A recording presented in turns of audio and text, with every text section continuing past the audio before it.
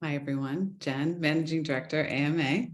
We are so excited to have you here today. A little housekeeping. I know there's a lot of people here who are not members or partners of the AMA. So I am dropping some links in the chat for those who are interested in joining or want to learn more. Also, we have 2 webinars coming up later this month. One is on sustainability on April 26th, hosted with Green the Bid. We also are hoping to do a town hall later this month with our lawyers to update everybody on the New York Fashion Workers Act. We will announce both of those on our social media and in our newsletter. And if you don't subscribe to our newsletter, you can through the main page of our website. Also, all questions from today's webinar will be answered at the end of the demonstration. So feel free to drop any questions in the Q&A or in the chat, and we will address them at the end. And anything that we don't get to today, we will send out an email later this week answering any of those questions that we might not get to.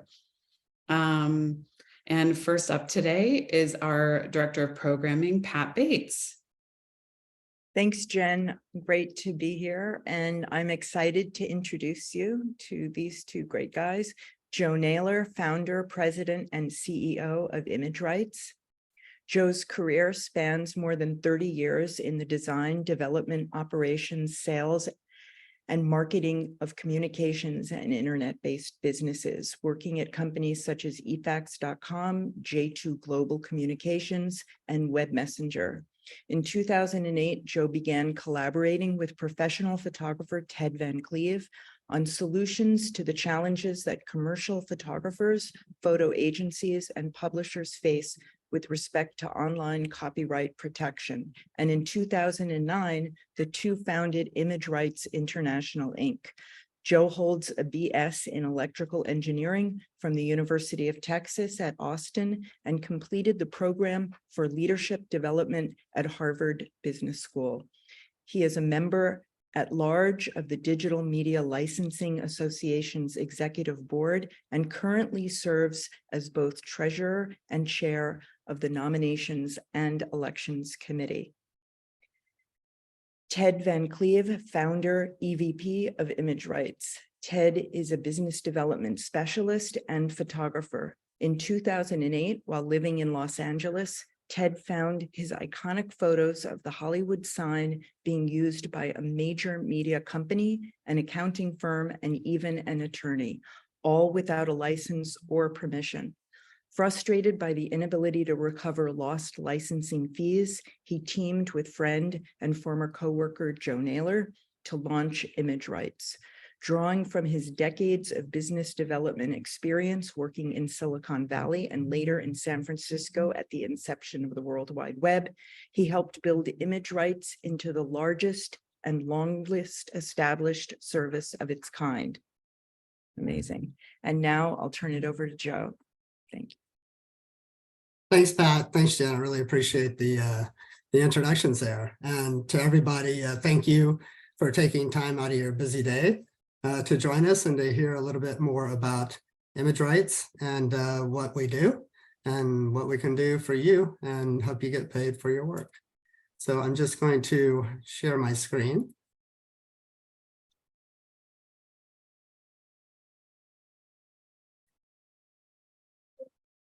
So when Ted reached out to me,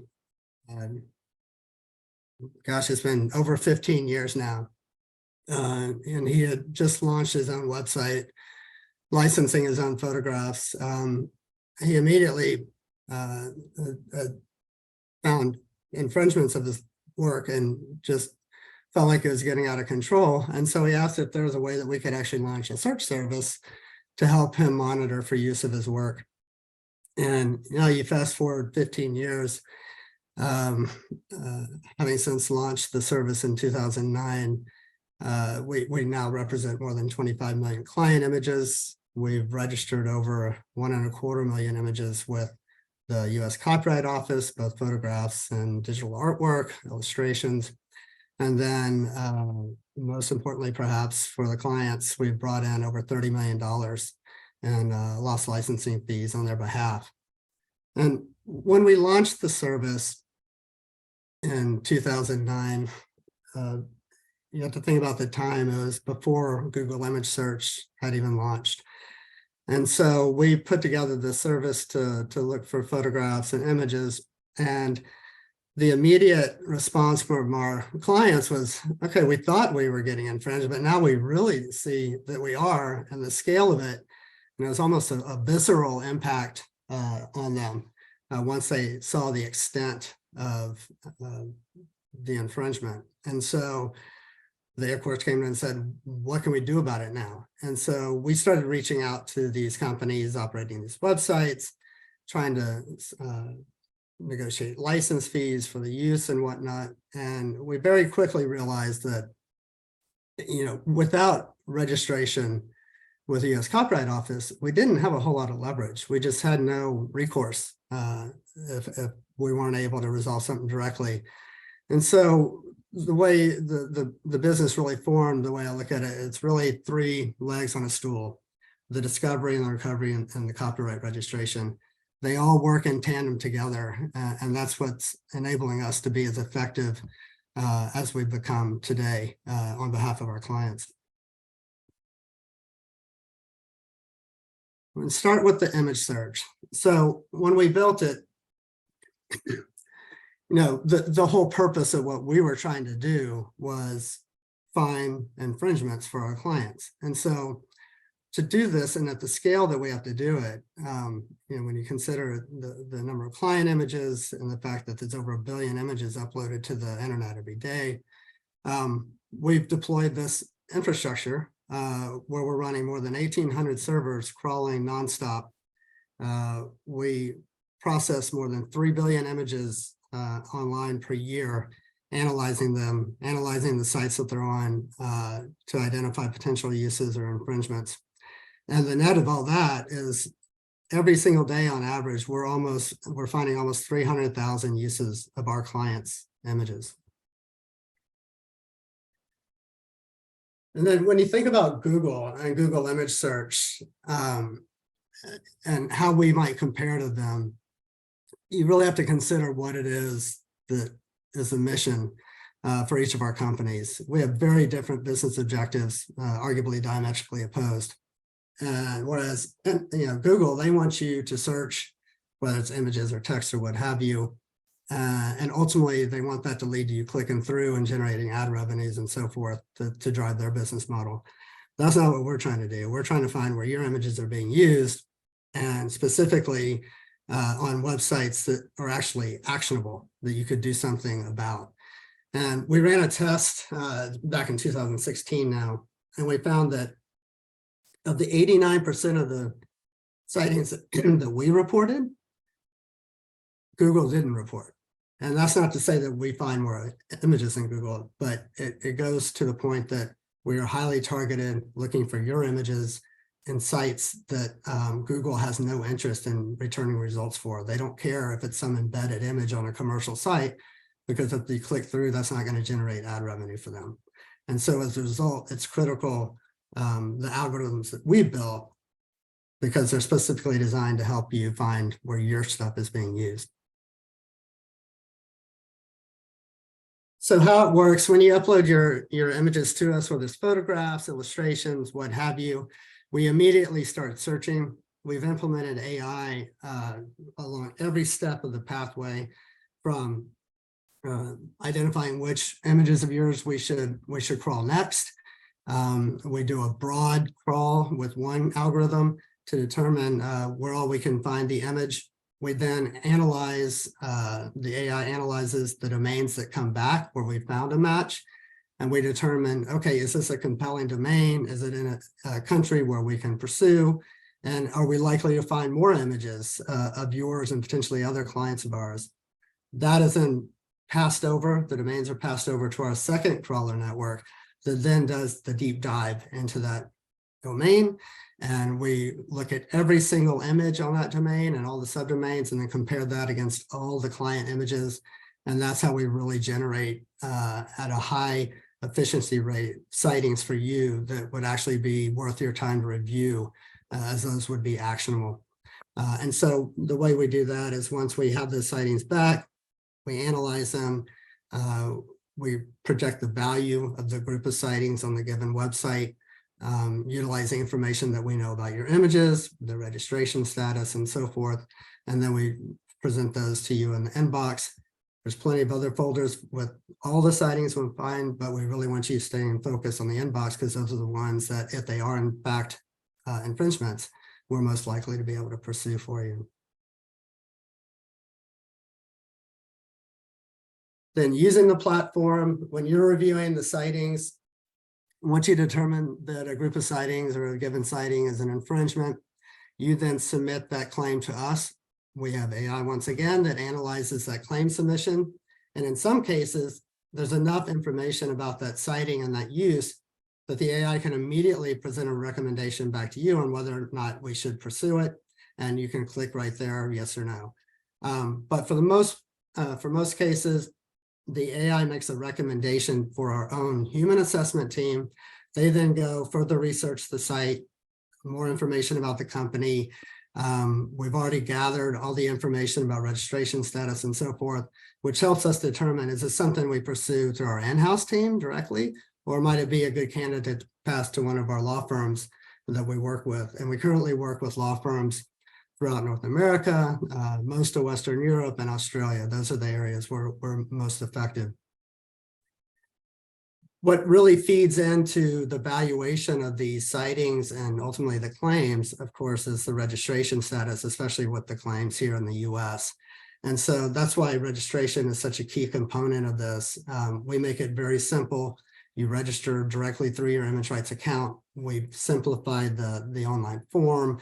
You can drag and drop to put your images in the registration. And whereas when I used to do this manually for our clients before we automated it back in 2015, it could take me up to 45 minutes just for a given application, just because of the hassle of trying to do it through the ECO website. Our clients today, once they've kind of gone through it once and understand how it works, they can submit registrations in under a minute or two. It's that easy. And once we register it, we keep all that information in the metadata, which then helps with all the automated evaluation and assessment of these claims, and ultimately our assessment team as well.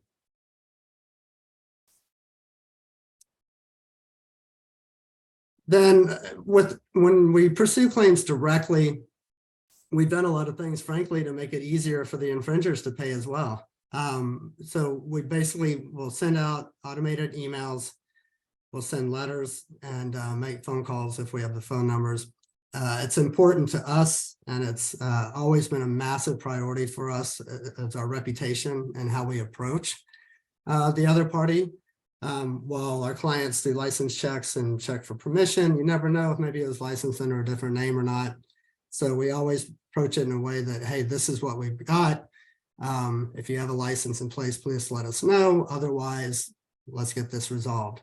While we'd like everybody to just click on the link in the email and go pay on the website, the reality is they usually respond. There's some negotiation internally, and then they can pay. If we're not able to resolve it and we learn something during the process of trying to do it directly that suggests we should escalate it to a partner, then we will do so, and we'll kind of update the assessment for you and recommend which partner it should go to. You approve, and then off it goes. So what's the actual model? How does it work for you? So we don't charge a subscription fee. You can upload your images to the service. I mean, by default, you can upload up to 100,000, but you can go up from there. We have a few clients with $1 million plus.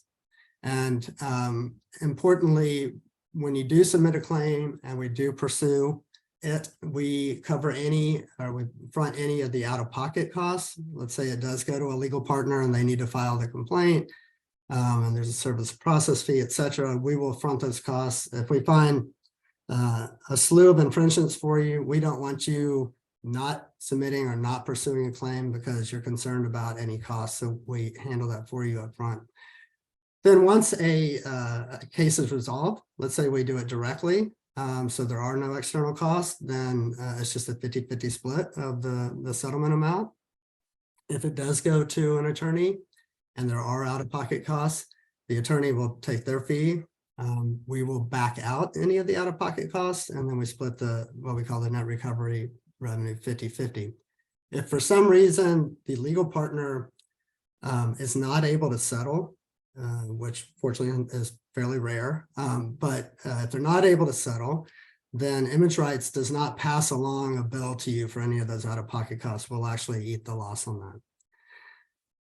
And so with that, before I pass it to Ted to kind of give you a demo of the platform so you kind of see firsthand of how it works and how you would use it, I want to show a video that we just premiered at South by Southwest actually last month that I think does a really good job of capturing the essence of who we are at ImageRights and how we work with our clients. And while this video is focused on photographers, just imagine the same kind of relationships that we have with our illustrators and other artists that we work with. And so with that, we'll run the video. My name is Dana Hersey. I'm a commercial advertising photographer based out of Los Angeles. I've been in business for 3+ decades. Started out doing lifestyle, a lot of healthcare, pharmaceutical, but my mainstay is really quirky conceptual humor, photography, again, for brands. I'm Robin Morgan. Spent the last 20 years of my life as the editor-in-chief of the Sunday Times magazine. Decided that that was managing decline in the print media and wanted to start my own business. So I helped photographers that I'd commissioned over the years, famous photographers, some of who didn't know how to manage their archives, to turn them into digital assets that we could monetize through fine art exhibitions, apparel, fashion ranges, and other things. Hi, my name is Andrea Barb. I am a advertising portrait celebrity photographer, and I'm also a filmmaker. My name is Mark Matsumoto, and I'm a culinary creator based here in Tokyo, Japan. My name is Al Satterwhite. I've been a photographer basically my entire life. I went into freelancing and working for magazines, and I moved into advertising, moved to New York City, started my own production company, and then I went into filmmaking out in Hollywood. Hi, my name is Steve McCurry.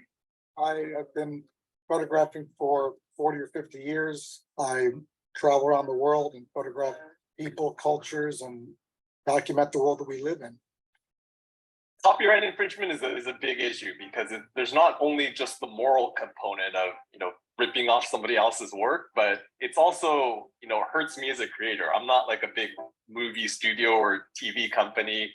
I do this for a living. And when people, take my work without paying for it, it's basically taking money out of my pocket. There is a huge swath of the population that thinks if it's on the internet, I can use it. It's free. That's incorrect, but that mentality exists. I make a living selling prints to my gallery, and they're not cheap, but they pay all my overhead. And when somebody steals my image and they sell it, they're taking money out of my pocket. We create something, and when somebody steals that without compensation or without permission, I guess it would be like going into a store and shoplifting. There's a lot that goes into photo shoots. So when a company or a platform, steals this work, it totally bastardizes the whole profession. For us as creators, we have to be professionals on so many different topics. Really what we want to do is create imagery.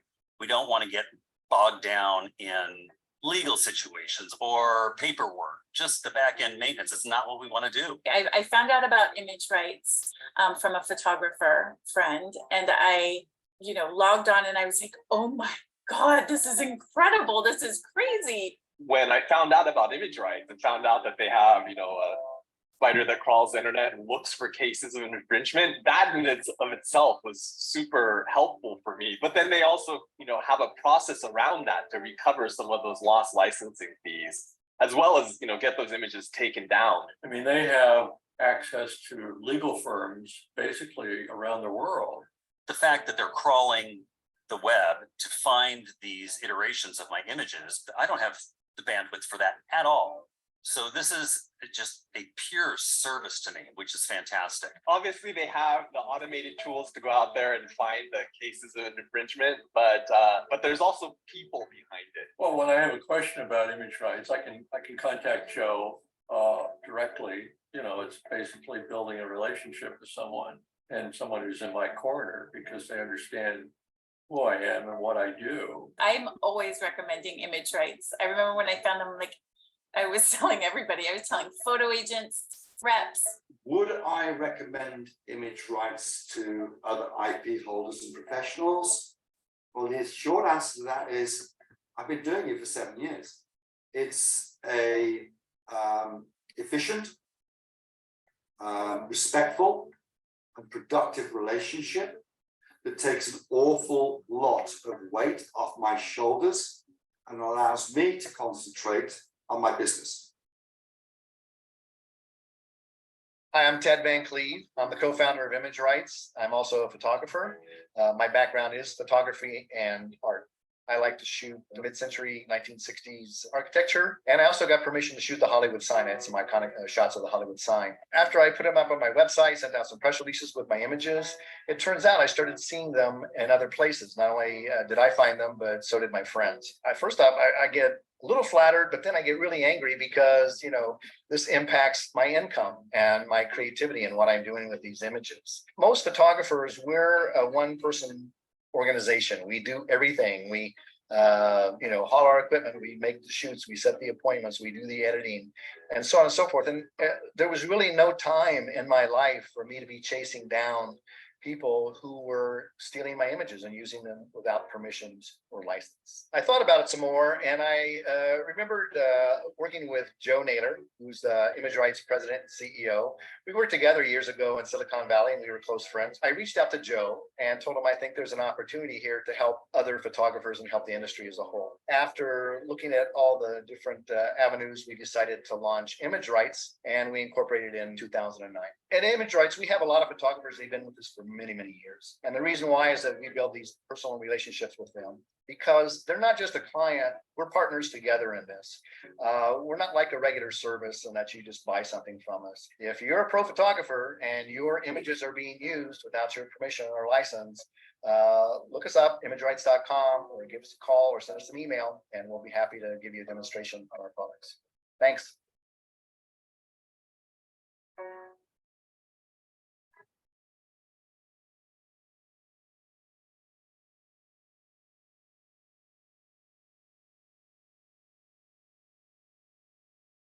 So with that, I'd like to turn it over to Ted, and he's going to give you a demo of the platform and show you how to use it. And then after he's done with that, then we'll jump straight into Q&A and knock out as many questions as we can through the top of the hour. So with that, Ted.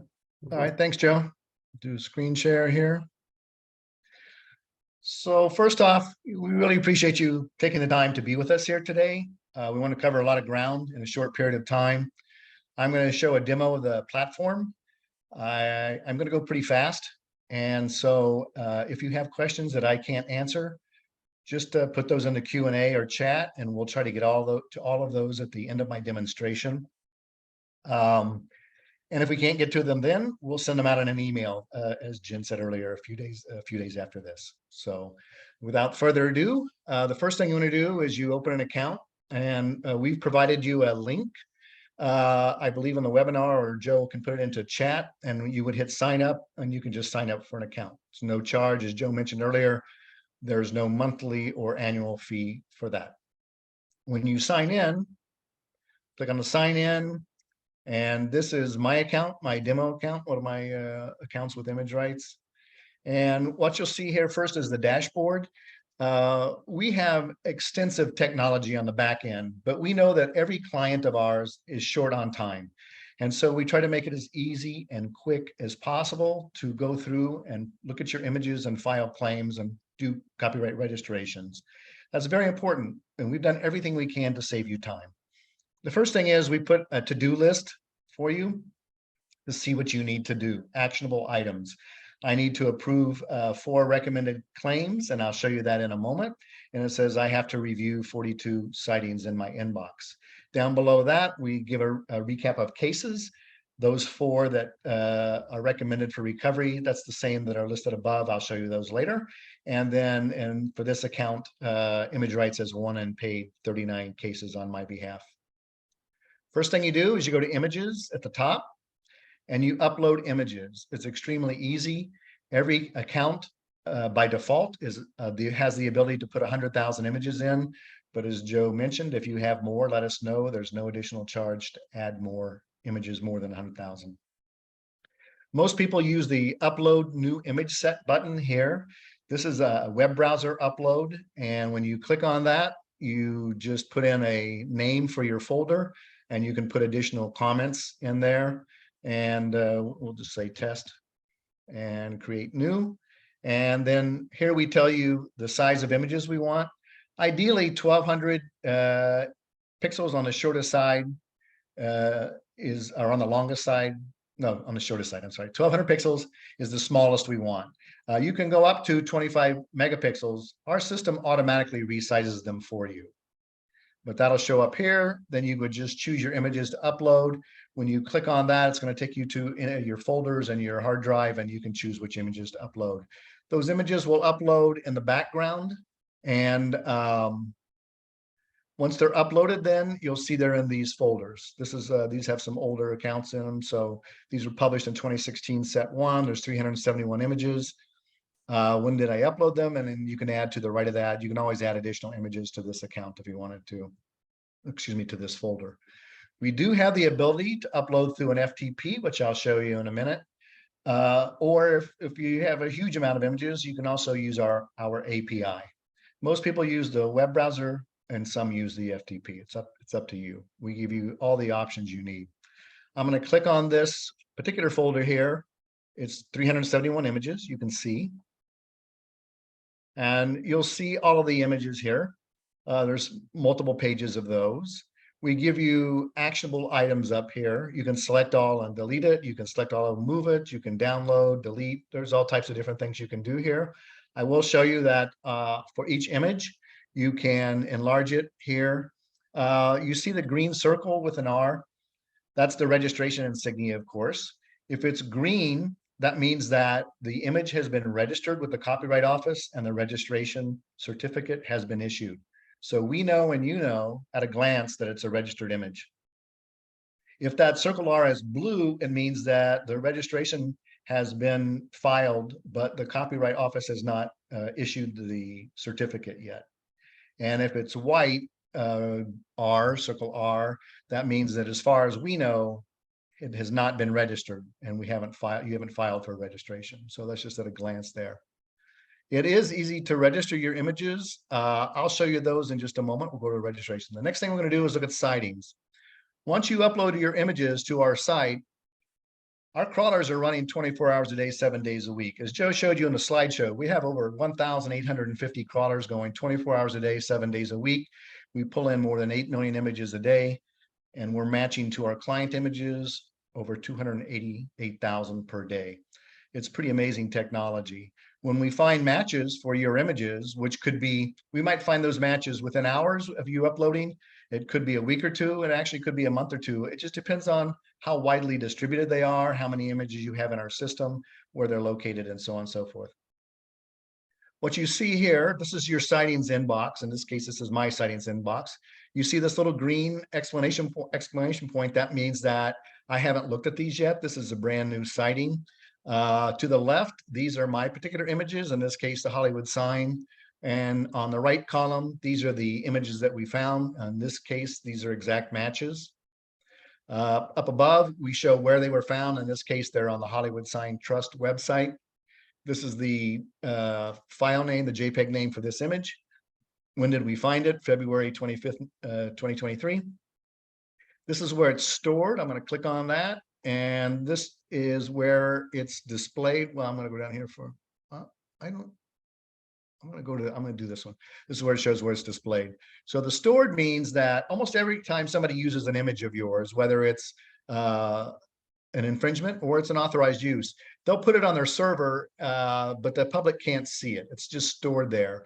And then what they'll do is they'll run a feed to that particular place where it's stored, and then they'll put it online. In this particular case, it's the Hollywood Sign Trust, and here are my images of the Hollywood sign. So you can see where it's stored, and then you can also see where it's being displayed open to the public.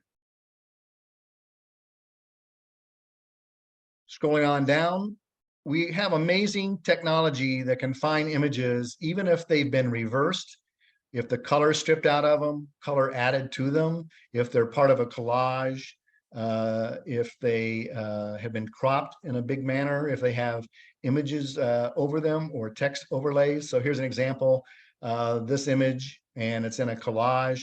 Here's another example. This particular image has text over it and it's been cropped. I'm going to go ahead and click on that where it's being displayed. And this is something to show you where we can also find videos. In this particular case, they use my Hollywood sign image to use as their opening image for a video. This is an actor's course in Los Angeles. And you can see down here, this image of mine has been used as the opening image for the video. So we can find videos too if they use the same opening image. So these are the sightings. The key for us then is to keep your inbox empty. We're always putting images in your inbox. So we just want you to look at your inbox every 2 to 4 weeks. And if you're getting a lot of sightings, you might go there more often. And here's how easy it is to file a claim or move it out of the inbox if you want to.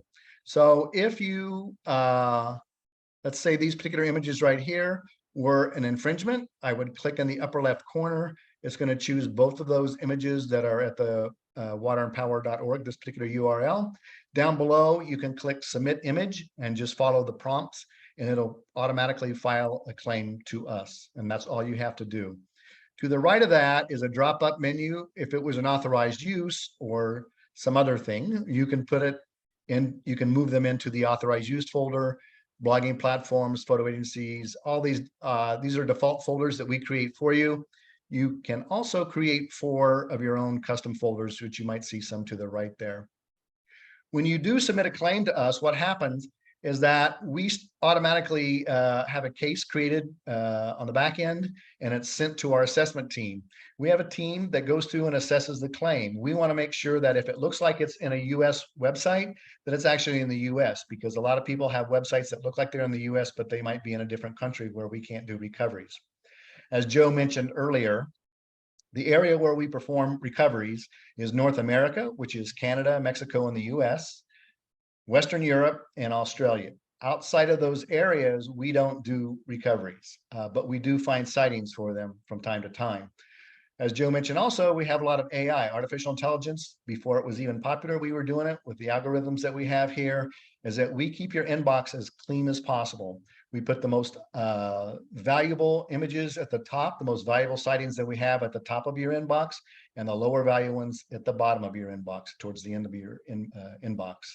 We also sort out if it's a social media, if it's in Russia or China or some country outside of our recovery area. We find those from time to time. We put those in those folders and they don't clutter your inbox. In fact, anything you find in your inbox is from a business that's in typically North America, Europe, or Australia. And that's what you'll find only in your inbox. So we're confident that if you find it and it's not licensed, we want you to go ahead and submit a claim. Once you submit that claim, again, as I said before, we assess those for you. And then we get back to you and say, okay, here's what we value your image at. And it's based on information that you've given us, and that we want you to approve that claim a second time. I'm going to skip back to the dashboard again. Remember, I showed you this at the front where it says, I have approved recommended course of action for 4 claims. I could click on that here, or I can go to cases. Either place, it takes you to the same place. And these are claims recommended for recovery. These have been submitted by me. They were assessed by our team, and the team says, yes, those are by businesses and countries where we can do the recovery. And we want you to give us the approval for that. So this is the second time you have to give approval. Just so you know, we never file a claim on your behalf. You do it first. You have to file the claim. And then you have to approve it a second time. So there's a lot of fail safes in there so that we never go after a client of yours or an infringer of yours that might be a client. It's up to you to always choose who we do the recoveries for, do the recovery for. So let's take this one. These 4 have to be approved. I'm going to click on the ID on the far left. What it will tell you here is that the estimated initial demand for this particular infringement is $6,000. And this is on a higher end because these are registered timely with the Copyright Office. Should we prevail, I would receive 50% of the gross settlement. And then you have 3 choices here. You can either, I approve your recommendation, please proceed, at which case then we'll hand it off to our internal staff to do the collection, or we'll assess it and hand it off to a legal partner, depending on, again, what country it's in, how big is it. There might be infringers that have not only your images on them, but we've had cases where there were multiple of our clients being infringed by the same one. So we bundled those into one big case. You could also say, no, thank you, please cancel my case. That's where Joe mentioned earlier that there might be a situation where it actually was licensed, but you weren't aware of that.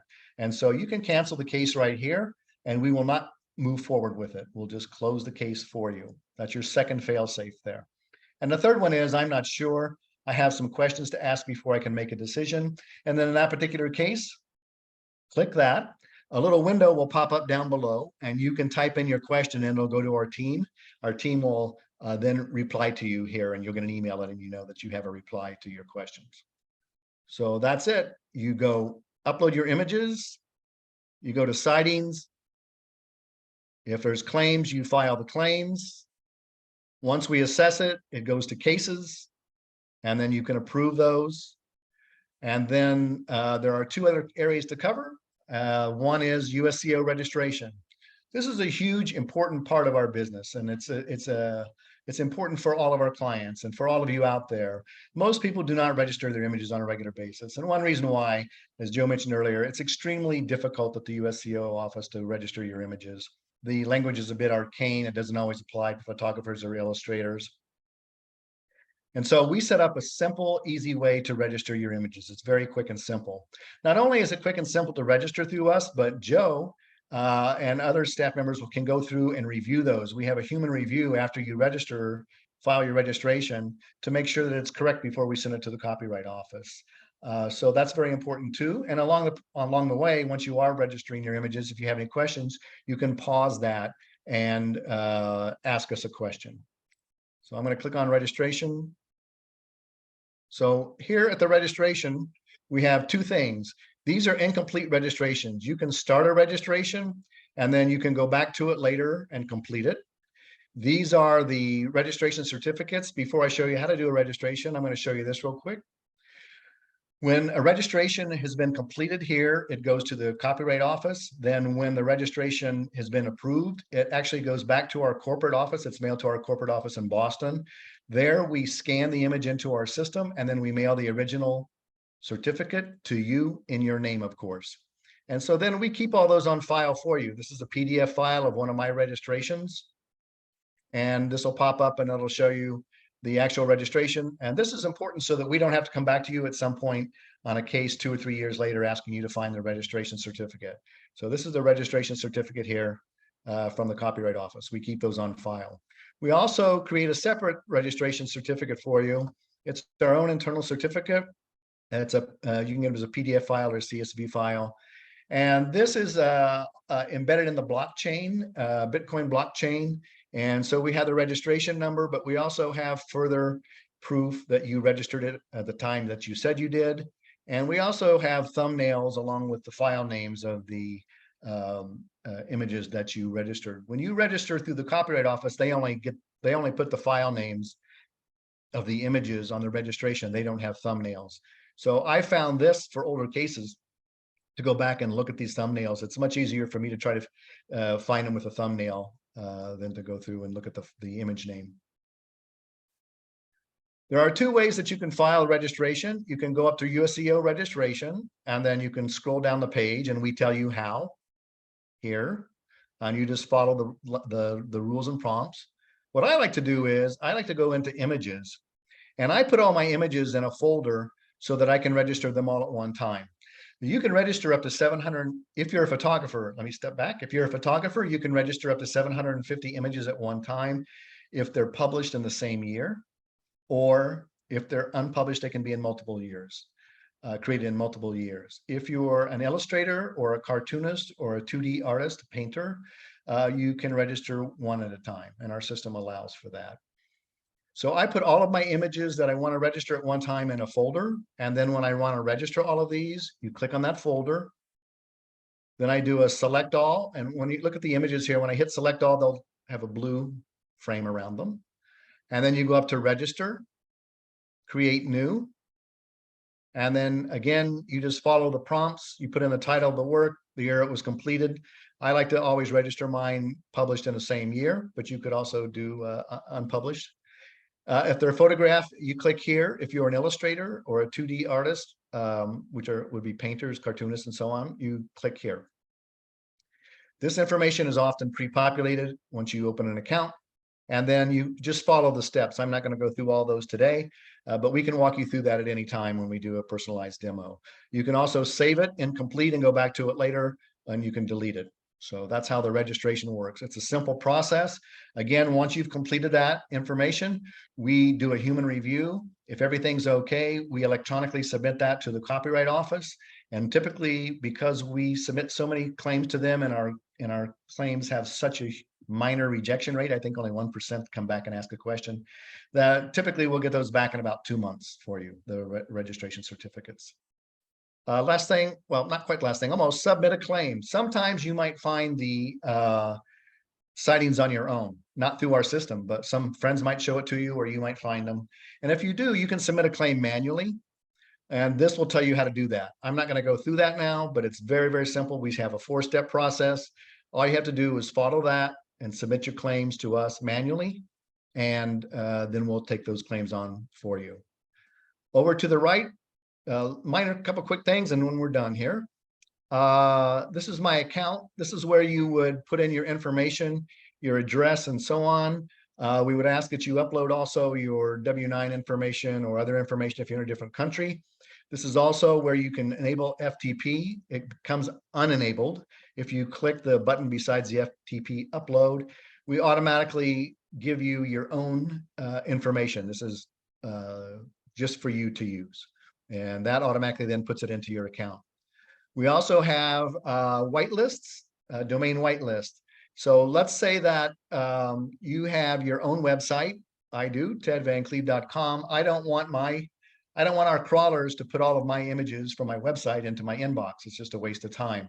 So on my website, I did it in the whitelist. And then down below, authorized users, you can put them in there too. And then what happens is, instead of, if we crawl those sites, which we typically will, those images will not end up in your inbox. They'll end up in the sightings folders. In this case, it'd be the My Website folder or the authorized use folder. I'll show you how that works. The folders are right here, sightings folders.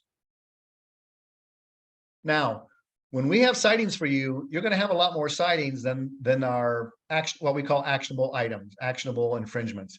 A lot of things are going to be small blogging platforms without advertising.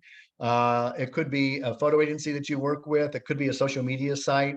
Typically, we do not pursue any claims that are social media claims because most of those are a waste of time. They're individuals who might happen to like your images and use them.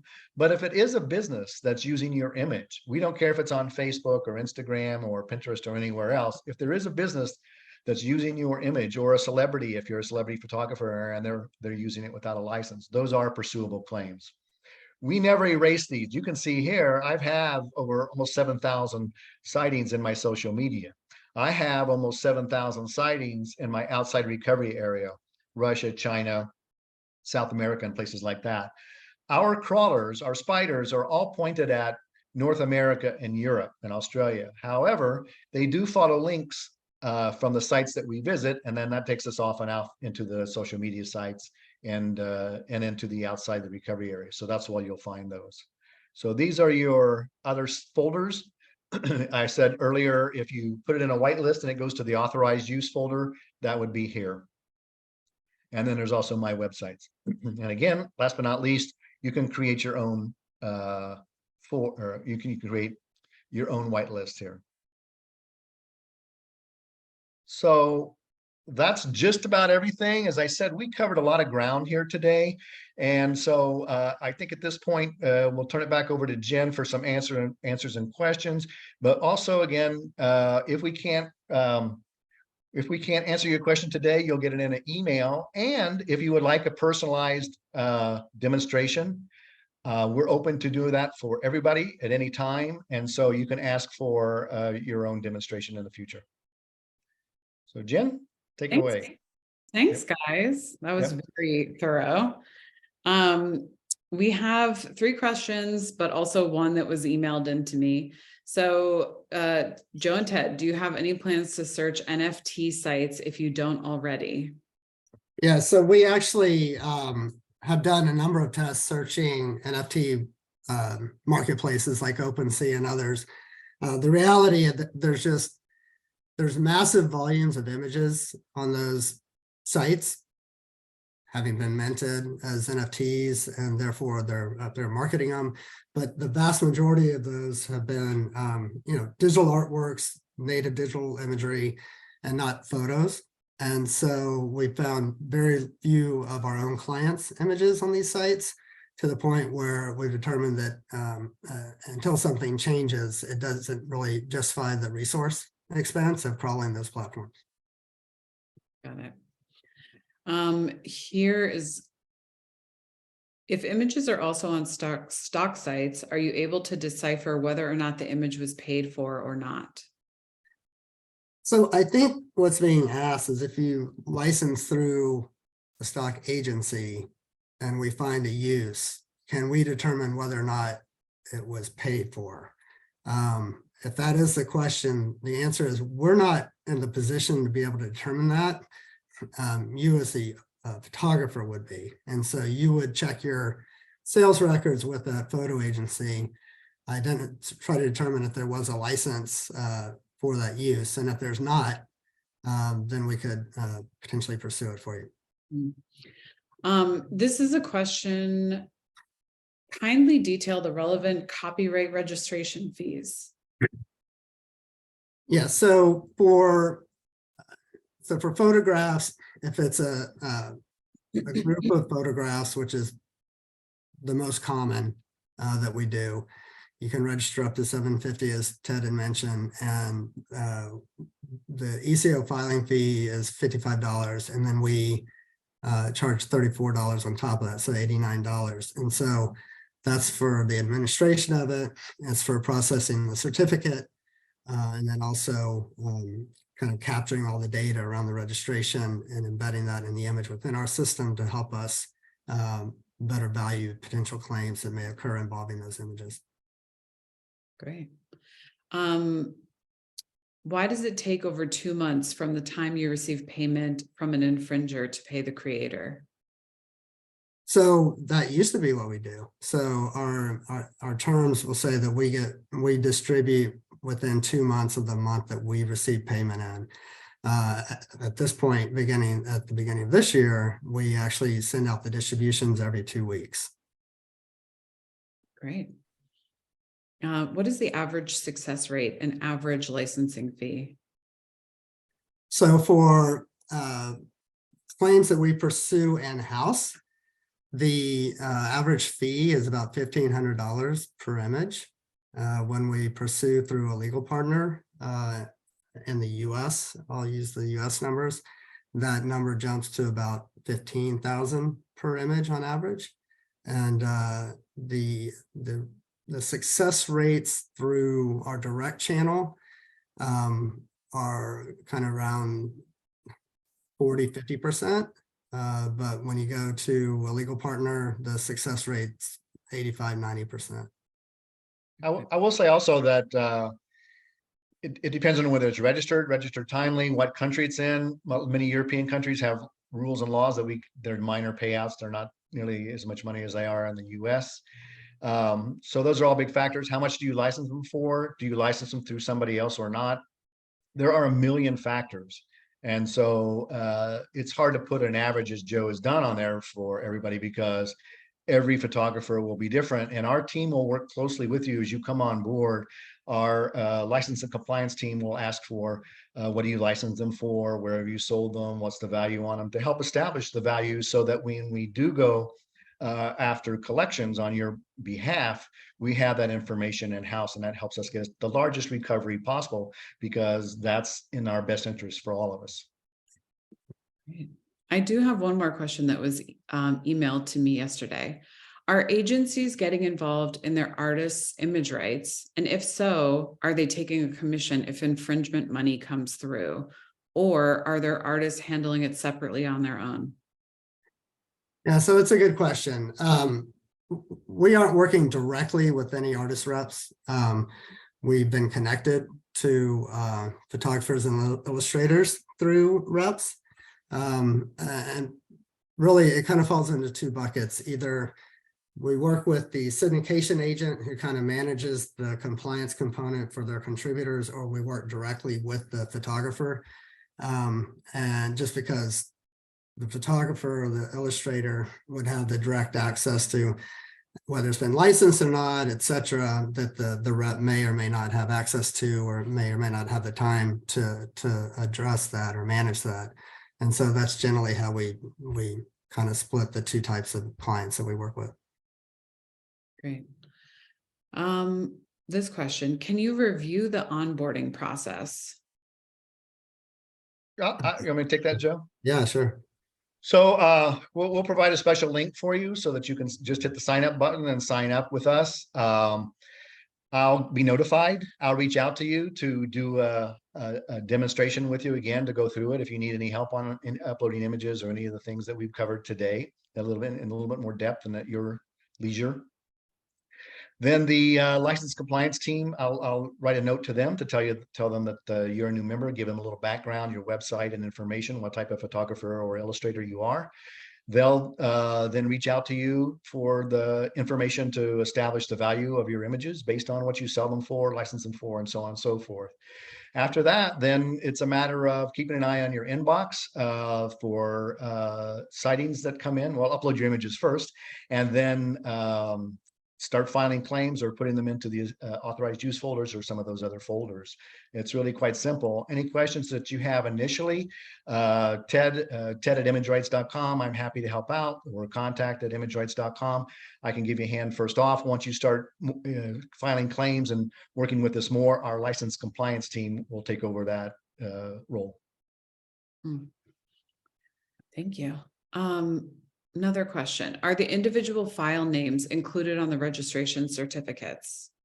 Yes, that's when you do it with the Copyright Office, that's what they have to identify the images. They don't have thumbnails. They only have the original file names, or the file names that you submitted, actually, is what it boils down to. The file names of the images that you put in ImageRights account. If you have a different file name on your hard drive, it's going to be whatever file name is for that image on your ImageRights account, in your ImageRights account. Here's my follow-up to that. Would you recommend that people rename files ahead of sending them to you, like if they need a better system for tracking? Well, Joe? yeah, I'll jump in. I wouldn't. It just complicates things. There's no rules or any guidance on how you should name your files. It could be the code the camera spits out, or it could be whatever you rename it. If you touch up photos and things like that, you might rename it something else. But the key is if you're putting it out there under a certain file name, that's really what you want to use to register it with.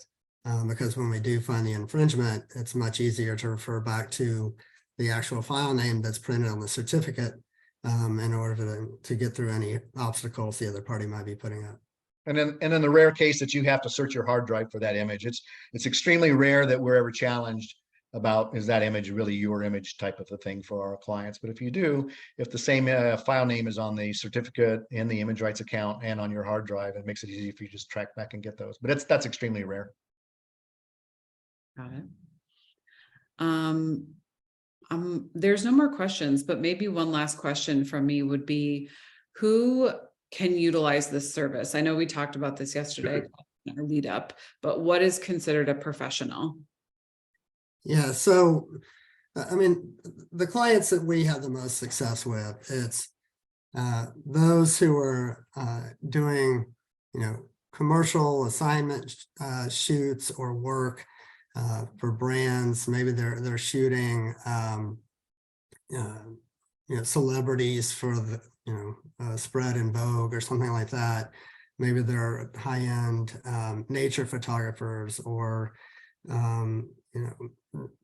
geopolitical conflict type photographers that are going out there where it's high value imagery. It's not standard stock or something like that. And they are able to license it or get those jobs for pretty high prices, because the rate that you license and syndicate for, if you do syndicate, that drives the demand that we would pursue on a claim. And then the second piece of that is that it's really important to register with the Copyright Office, because that's, again, where you're going to get your leverage. And so those clients that maybe haven't registered, in general or historically, when they work with us, we, frankly, me personally, I take a lot of time to really go through the whole registration process, which images you should start with, what's important to register. And you very quickly realize what an impact that makes once you do start pursuing these claims. And I might point out that we have all types of clients. So, from rock and roll photographers who were shooting back in the 60s and 70s, paparazzi photographers, people who shoot seeds, Dolls Kill is a client. They have young women's fashion retail. Could be illustrations, of course, of cartoons. Andrews McMeel has been a client. They're the largest syndicator of cartoons in the world. So anybody with images, the more images you have, the better. And the more widely distributed they are, the more likely they are to be infringed. In our particular case, Joe and I have discussed it, and anybody who's represented through the AMA and has management, we already consider you a pro in what you're doing. You have management. And so we have an open invitation for anybody at AMA to become a member of ours. It's not open to the public. ImageRights not open to the public for amateur photographers and others. But AMA, we're very proud to partner with you, and we feel that everybody is a professional already. And so that's why we set it up with the special link so that you can just sign up directly right now. Yeah. You just kind of hit on this, but the last question is about registering with the Copyright Office. And the question is, concerning the $89 cost to register with the Copyright Office through your site, is it a viable strategy to upload currently unregistered images and then register copyright once the infringement is found? Do groups of images need to be of similar subject matter or year of creation? Yeah, so if you have a pretty big archive, it's cost prohibitive to register everything. And so you really want to start with registering your most, images that have been out there the longest, most sales, most licenses, because they're the ones proliferating out there. Then when you upload your archive or the part of the archive that you want to monitor for, we're going to find sightings, and you might be surprised at which ones are actually out there. So it may have been something you licensed once, but that happened to get picked up by some site, and then all of a sudden it went viral and is used everywhere. And so, well, the obvious content to start with first is that highly, a lot of sales been out there. If you can also then review what we're finding, you say, oh, okay, we need to focus on this. And then kind of more going straight to the question, if we do find sightings and it involves unregistered images, still submit them. We're still going to assess them. We would, in the US anyway, we would need to pursue them directly. Of course, outside the US, it doesn't matter. We could send it to an attorney or what have you. And then if we're unable to settle it directly and we determine that there's a compelling reason to escalate it to a legal partner, then we will come back to you and say, hey, it would be a good idea to go ahead and register this. Let's get this done. And then one, it might allow us to go ahead and just settle it directly at that point, or it allows the legal partner to go ahead and file the complaint. if it comes to that. And I work with new clients directly, always on helping them formulate a plan on that. So it could be that you do want to do your newest ones first, or we might find out which are the ones that are most infringed and we'll do those first. And so it's not mandatory, but it pays to do it. So we work with you so that it's works within your schedule, because we realize everybody has a tight schedule too. And if I might add one last thing, Joe, if it's okay with you, and that is any AMA member who becomes an ImageRights client by April 15th will provide you with one free USC CO registration through us. So one copyright registration is free through us if an AMA member signs up by April 15th. Great. Thanks so much. Yep. That is all we have today. Thank you guys so Thank much you. for the presentation. It was amazing. I learned something new every time we talk about it. Yeah, me too. Yeah. Well, thank you so Yeah. much. We really appreciate the time and being here, and all the attendees. We appreciate your time. We know it's been a long hour, but we appreciate it. Thanks, Thank you everyone. all. All Have a right, great bye. evening. Bye. We'll see you next week. Bye.